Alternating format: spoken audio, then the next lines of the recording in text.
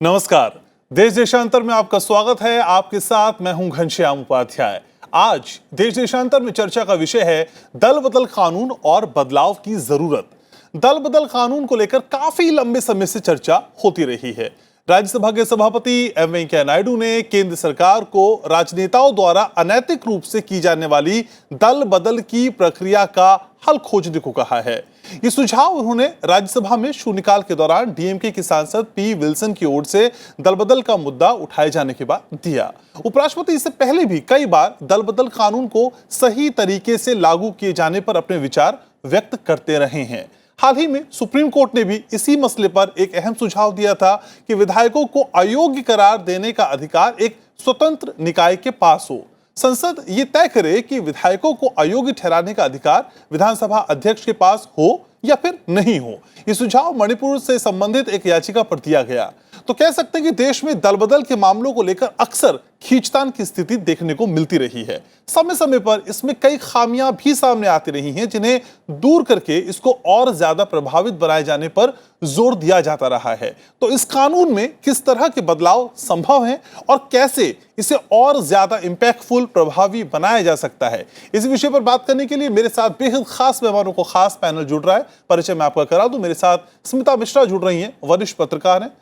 Ma'am स्वागत आपका। चक्षु राय हमारे साथ जुड़ रहे हैं, प्रमुख outreach PRS legislative research. Sir स्वागत आपका। प्रोफेसर सुनील के चौधरी भी हमारे साथ जुड़ रहे हैं, राजनीतिक विश्लेषक हैं। सुनील जी स्वागत आपका। सबसे पहले चक्षु जी शुरुआत आप ही से। सर, दल बदल कानून की समीक्षा की बात करें, इससे पहले असल में हमारे व्यूवर्स को समझाइए कि दल बदल कानून की जरूरत क्यों पड़ी और 1985 में संविधान में जो 10 शेड्यूल जोड़ा गया वो कहता क्या है? घनश्याम, दल बदल कानून की ज़रूरत इसलिए पड़ी क्योंकि जो हमारा डेमोक्रेटिक सेटअप है उसमें किस पार्टी की सरकार हो और किस पार्टी की सरकार ना हो, ये डिपेंड करता है कि आपके कितने सांसद या विधानसभा के सदस्य आपके लेजिस्लेचर में हैं। 60 से 70 के दशक में ये देखा गया कि जो हमारे विधानसभा या संसद के सदस्य थे वो जिस दल से वो चुनकर आते थे उस दल को छोड़कर किसी और दल में जा रहे थे, तो जो सरकारों का जो टाइम था वो काफ़ी अनस्टेबल था। सरकारें गिर रही थी, बन रही थी, और कई बार तो ये देखा गया था कि 1 या 2 दिन के अंदर ही लोगों ने अपनी पार्टी 2-3 बार छोड़ के किसी और पार्टी को ज्वाइन कर लिया था। तो जब ये संविधान का 10वां अनुच्छेद आया तो वो ये कह रहा था कि जिस पार्टी के टिकट पर आप चुनकर आते हैं तो आपके चुनाव के बाद आप उस पार्टी के विषयों पर, जब वो पार्टी आपको कोई विप इशू करेगी तो आप उसकी तरह ही वोट, उस पार्टी की विप पर ही वोट करेंगे, पहला। दूसरा, उसमें ये कहा गया कि अगर आप कोई एंटी पार्टी एक्टिविटी करते हैं तो भी उसको आपका खामियाजा उसको भुगतना पड़ेगा। खामियाजा ये था कि अगर आपने पार्टी की विप के अकॉर्डिंग वोट नहीं किया तो आपकी सीट जा सकती है, या आपने एंटी पार्टी एक्टिविटी करी तो भी आपकी सीट जा सकती है। अब इस कानून में काफ़ी सारी पेचीदगियाँ आई। पहली पेचीदगी ये थी कि अगर एक कोई विधानसभा का सदस्य है, जब उसने पार्टी ज्वाइन करी थी तो कुछ सोच के ज्वाइन करा होगा, अगर पार्टी की ही सोच बदल गई तो उसको उस पार्टी को छोड़ने का अधिकार हो ना हो। तो जो 10वां अनुच्छेद था वो ये कहता था कि अगर पार्टी का विभाजन हो जाता है तो जो विभाजित पार्टी के सदस्य होंगे उन पर ये दल बदल कानून अप्लाई नहीं होगा। तो एक राजनीतिक दल ने दूसरी राजनीतिक दल को तोड़ना स्टार्ट कर दिया। फिर क्या हुआ, 2001-2002 में एक संशोधन लाया गया इस 10वें अनुच्छेद में और ये कहा गया कि वो जो विभाजन है वो विभाजन ना हो, वो 2/3 हो जाए। तो अगर 2/3 पार्टी के एमएलए या एमपी उस पार्टी को छोड़ के किसी और पार्टी में जाना चाहते हैं तब उन पर दल बदल कानून नहीं अप्लाई होगा। तो अब तक इसमें ये सारी डेवलपमेंट्स आई हैं। बट क्या दल बदल कानून एकदम ठीक तरह से चल पाया है? क्या जिस मंशा से उसको बनाया गया था वो मंशा पूरी हुई है? तो इसका एक जवाब ये है कि नहीं, ऐसा नहीं हो पाया है, और सुप्रीम कोर्ट ने इस पर काफ़ी टिप्पणियां की हैं।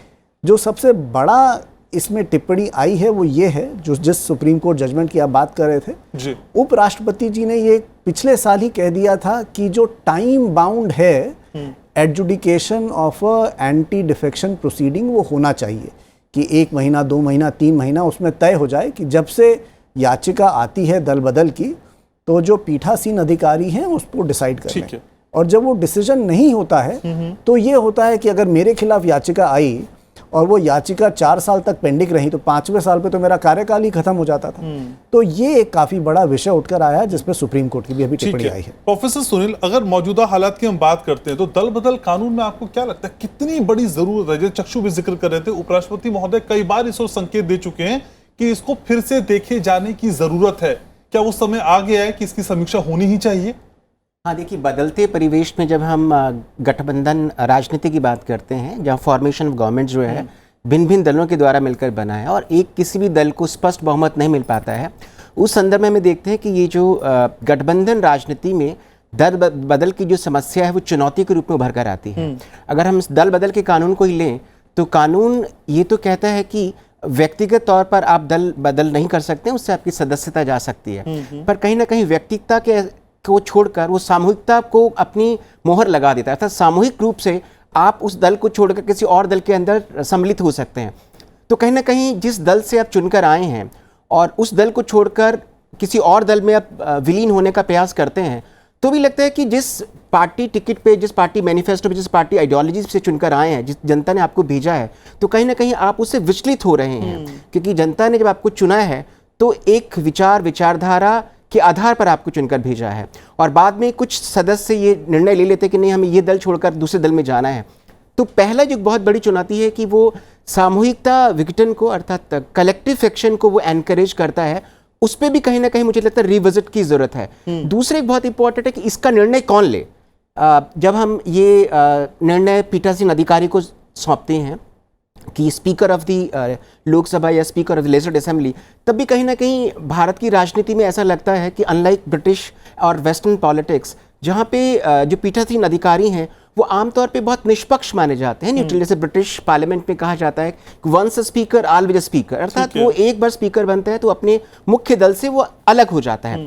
भारत में या भारत जैसी संसदीय व्यवस्थाओं में भी ऐसी प्रक्रिया देखने को नहीं मिलती है। तो कहीं उनके जो निर्णय होते हैं वो निर्णय प्रश्न चिन्हित हो जाते हैं, उस पर लगता है कि क्या वो एक निष्पक्ष निर्णय कर पाते हैं। तीसरा जो हमें लगता है कि कहीं क्या ऐसे विषय पे, जबकि ऐसा हुआ है कि पीठासीन अधिकारियों के निर्णयों को न्यायपालिका उसको न्यायिक पुनरावलोकन के अंदर उसकी समीक्षा कर सकती है, पर क्या ऐसे संदर्भ में, जैसा कि उपराष्ट्रपति महोदय का ऐसा सुझाव आया था, क्या इस संदर्भ में चुनाव आयोग या फिर राष्ट्रपति या फिर गवर्नर इस पर कोई अपना फैसला दे सकते हैं? इस पर मुझे लगता है सोचने की आवश्यकता है। ठीक है स्मिता मैम, असल में सभा के नियमों और शक्तियों के संरक्षक के तौर पे हम अध्यक्ष को समझते हैं, जानते हैं, क्या बहुत बड़ी भूमिका इस तरह के कानून में अध्यक्ष की है? आप किस तरह से उसे डिफाइन कर सकती हैं मैम?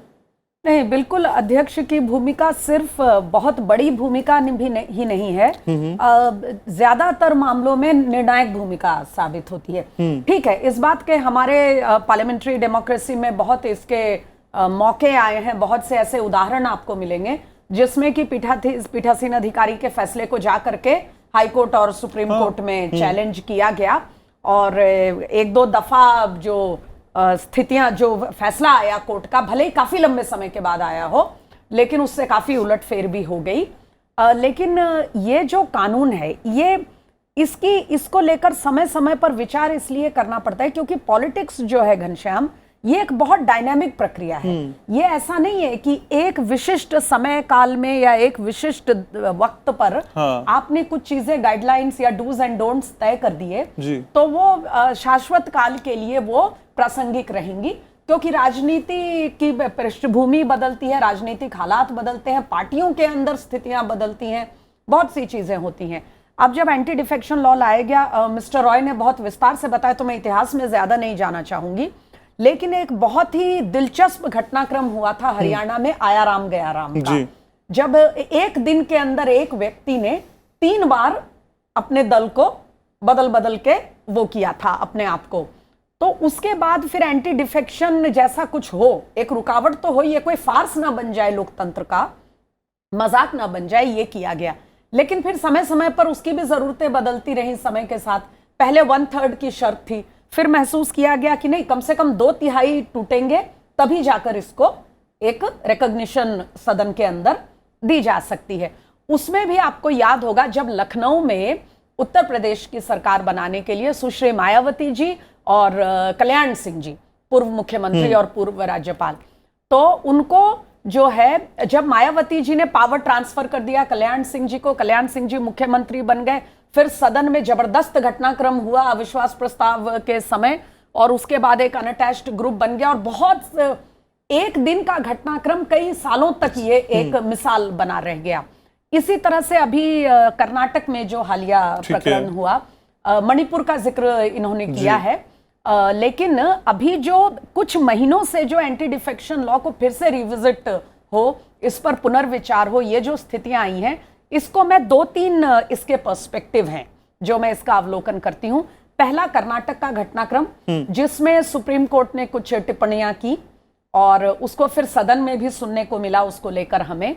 दूसरा, जब स्वर्गीय अरुण जेटली जी के मेमोरियल लेक्चर में उपराष्ट्रपति जी अपना व्याख्यान दे रहे थे, तो उस समय अरुण जेटली जी के मेमोरियल लेक्चर में उन्होंने इस पर बहुत जोर दिया था कि इसको नई स्थितियों के मुताबिक इस पर विचार होना चाहिए।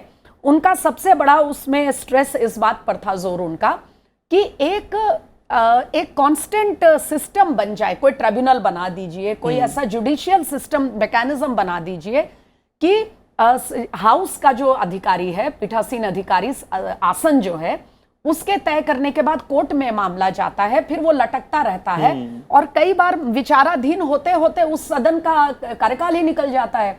तो एक ऐसा ट्राइब्यूनल या एक सिस्टम तैयार कर दीजिए। फिर दोबारा उपराष्ट्रपति जी ने, बल्कि उससे पहले सितंबर में, अरुण जेटली जी का मेमोरियल लेक्चर अक्टूबर का ये था इवेंट, सितंबर में उपराष्ट्रपति जी ने एक जगह पर इस बात पर जोर दिया था, एक 15 पॉइंट चार्टर आया था उनके एक चर्चा के दौरान, जिसमें उन्होंने सदन की कार्रवाई को ज्यादा सुचारू बनाने, ज्यादा परेशानियों कम करने, कई रूप में स्मूथ बनाने के लिए 15 सूची एक उन्होंने सुझाव तैयार किए थे, जिसमें सबसे प्रमुख सुझावों में ये था एंटी डिफेक्शन लॉ पर पुनर्विचार हो, और दूसरा सुझाव ये था कि ये जो कमिटीज हैं पार्लियामेंट की, इनके कार्यकाल को लेकर नया विचार होना चाहिए। तो ये कुछ महीनों से, मेरे कहने का मतलब ये था कि कुछ महीनों से बार बार ये महसूस किया जा रहा है कि एंटी डिफेक्शन लॉ को मौजूदा स्थितियों के अनुरूप एक बार इसको फिर से तैयार किया जाए। इसमें एक दो घटनाक्रम मुझे याद आता है, विशेष रूप से राज्यसभा के सदस्यों का, जबकि मैंने देखा था कि एक व्यक्ति ने इसको व्हिप को डिफाई करके और दल के खिलाफ अपना मत दिया सदन में, और उसके बाद संबंधित, या ऐसा भी हुआ कि सदन के बाहर कोई बयान दिया और उनकी पार्टी ने उस पर ऑब्जेक्शन किया सदन को, आसन को, और फिर वो मामला विचाराधीन रहा, फिर वो लटक गया, पूरा कार्यकाल निकल गया। तो आप कह रहे कुल मिला के कि असल में वो स्थिति अब आ गई है कि जिसपे किसी तरह का ठोस कदम उठाने की अब सख्त जरूरत है। क्योंकि मैं एक वाक्य जोड़ना चाहूंगी कि अगर किसी मुद्दे को लेकर बार बार प्रश्न उठते हैं डेमोक्रेसी में, तो उससे एक अविश्वास कायम होता है। उसको दूर करने के लिए बेहतर है कि एक निदान की ओर देखा जाए। तो मर्ज जैसा जैसा बढ़ता जाए, दवा वैसे वैसे करती रहनी चाहिए। चक्षु सर, असल में जिस तरह से अभी स्मिता जी भी कह रही थी कि किसी मामले का लंबा लटक जाना, कई बार तो हमने देखा कि कार्यकाल तक खत्म हो जाते हैं, वो सुनवाई चलती रहती है, बातचीत होती रहती है। क्या ये जो लिंगर ऑन करने का प्रोसेस है, ये कानून है जो दल बदल, इसकी विश्वसनीयता पे, प्रासंगिकता पे सवाल उठाने का सबसे बड़ा रीजन बन जाता है? इस कानून की वजह से 2-3 चीज़ें हो रही हैं, और ख़ासकर ये जो लंबे समय तक कोई चीज़ पेंडिंग रह जाती है तो उससे एक थोड़ा सा प्रॉब्लम क्रिएट होता है। इस कानून की वजह से पहली चीज़ ये हो रही है, वो ये है कि जो पीठासीन अधिकारी है वो किसी न किसी राजनीतिक दल से आता है, और ये कानून उस पीठासीन अधिकारी के ऊपर या तो डिसीजन लेने के लिए, जल्दी लेने के लिए, या डिले करने के लिए इतना प्रेशर डलवा देता है कि हमने कुछ राज्यों में ये भी देखा है कि एक पार्टी के सदस्य उस पार्टी को छोड़कर दूसरी पार्टी उन्होंने ज्वाइन कर ली, सरकार में आने के बाद उन्हें मंत्री पद भी दे दिया गया, और उसके बाद भी वो उसी क्या कहते हैं अपने पुराने दल के सदस्य बने रहे। तो एक तो इससे ये हुआ कि जो हमारा संविधान का जो 10वां अनुच्छेद है उसकी जग हसाई हुई कि भाई एक तरफ कॉन्स्टिट्यूशन है और उसकी तरफ हमारे साथ ये हो रहा है, तो ये कितनी अच्छी बात है। दूसरा, इससे ये होता है जब आप किसी पीठासीन अधिकारी के ऊपर ये डिस्क्रिशन दे देते हैं, तो जो वो निष्पक्षता जिसकी संजय जी बात कर रहे थे, वो कहीं वो उस पर प्रश्न चिन्ह लगने होता है, और वो प्रश्न चिन्ह इसलिए होता है कि जो पीठासीन अधिकारी है उसको राजनीति से परे हो जाना चाहिए जब वो पीठासीन अधिकारी हो जाता है, बट ये कानून उसको राजनीति के बीच में ही घसीट लेता है। तो क्या ये हमारे पीठासीन अधिकारियों की स्वतंत्रता के लिए ठीक है? मुझे ऐसा नहीं लगता है। तो एक चीज़ जो हमें करनी है इस कानून में, वो जो स्मिता जी कह रहे हैं कि इसको अगर फिर से अगर सोचा जाए तो ये सोचा जाए कि इस कानून के दायरे को अगर रखना है तो पीठासीन अधिकारियों को कैसे इससे प्रोटेक्टेड रखा जाए ताकि उनके ऊपर अंकुश ना उठे, उनके ऊपर आक्षेप ना उठे, कोई उनके ऊपर टिप्पणी ना करे कि भाई आपने ये जल्दी किया।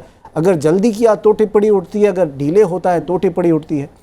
तो ऐसा क्या कर सकते हैं हम पीठासीन अधिकारियों की उनकी निष्पक्षता एकदम सुरक्षित रहे। और उसके साथ अगर इस कानून में बदलाव लाना है, जब इस कानून में पीठासीन अधिकारियों को लाया गया था तो संसद में ये डिबेट उठा था। स्पीकर शिवराज पाटिल ने एक बार ये भी कहा था कि जो ये पीठासीन अधिकारियों को पावर दी जा रही है, ये क्या पावर ठीक है या इस पावर को पीठासीन अधिकारियों के बाहर होना चाहिए।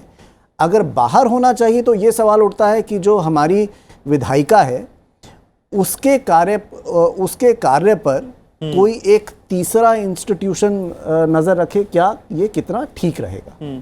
ठीक है, इसी बात को आगे बढ़ाएंगे। प्रोफेसर सुनील जिसका जिक्र चक्षु भी कर रहे हैं कि असल में यही कोर्ट की तरफ से भी एक सुझाव देने की कोशिश की गई थी कि एक स्वतंत्र निकाय की स्थापना हो जो इस तरह के मामलों को टैकल करे। क्या एक अच्छा एग्जाम्पल सेट किया जा सकता है इस तरह की प्रक्रिया के साथ इस कानून को लेकर? नहीं, मुझे लगता है कि एक तो चुनाव आयोग की भूमिका इसमें बहुत प्रभावशाली हो सकती है। वैसे तो न्यायिक प्रक्रिया के माध्यम से ये सब चीज़ें अब तो बहुत हद तक सेटल डाउन कर चुके हैं, लेकिन जो चीज़ें बहुत स्पष्ट होनी चाहिए वो अभी भी कानून के माध्यम से स्पष्ट नहीं है। जैसे मैंने कहा कि जो इंडिविजुअल डिफेक्शंस हैं उस पर तो कहीं ना कहीं कंटेनमेंट है, लेकिन कलेक्टिव डिफेक्शंस अभी भी कहीं ना कहीं अलाउड है, क्योंकि वो संविधान आपको अनुमति देता है, वो 10वीं अनुसूची आपको अनुमति देती है।